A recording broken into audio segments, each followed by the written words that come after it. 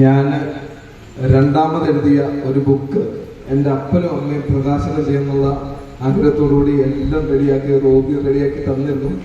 അപ്പോൾ എൻ്റെ രണ്ടാമത്തെ ബുക്കാണിത്. ആദ്യത്തെ ബുക്ക് നിങ്ങൾ വായിച്ച് മരിച്ചു കാണുമെന്ന് ഞാൻ വിശ്വസിക്കുന്നു.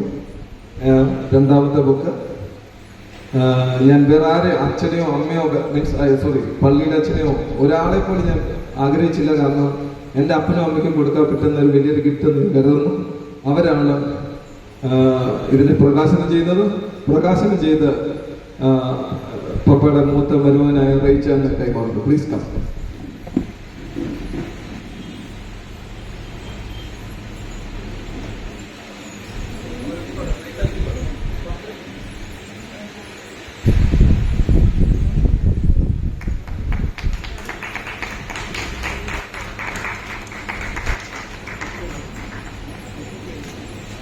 ഇതുവരെ ആരും അറിഞ്ഞിട്ടില്ല കേട്ടോ. എനിക്ക്, റോബിക്ക്, കുടുംബിനിക്ക്, പിന്നെ ഇതിന്റെ കവർ പേജ് ഡിസൈൻ ചെയ്ത ആളിനും മാത്രമേ അറിയത്തുള്ളൂ. വേറെ ഒരൊറ്റ മനുഷ്യനും അറിയത്തില്ല. ഉശിരുള്ളവനായ തോമസ് ലീഹ എന്നുള്ള പുസ്തകമാണ്. തോമസ് ലീഹയുടെ ചരിത്രമാണ്.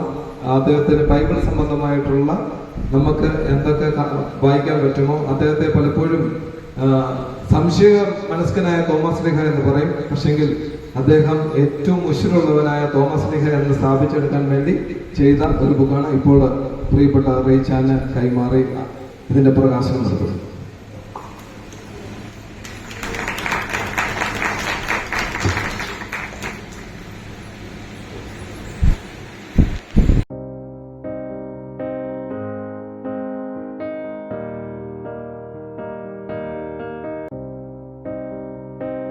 അടുത്തത്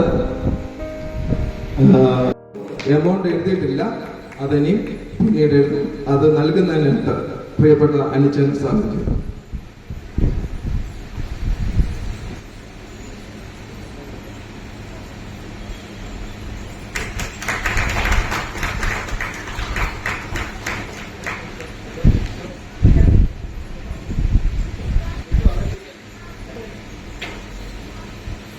ഇതിനകത്ത് ചെക്കൊക്കെ ഉണ്ട് കേട്ടോ.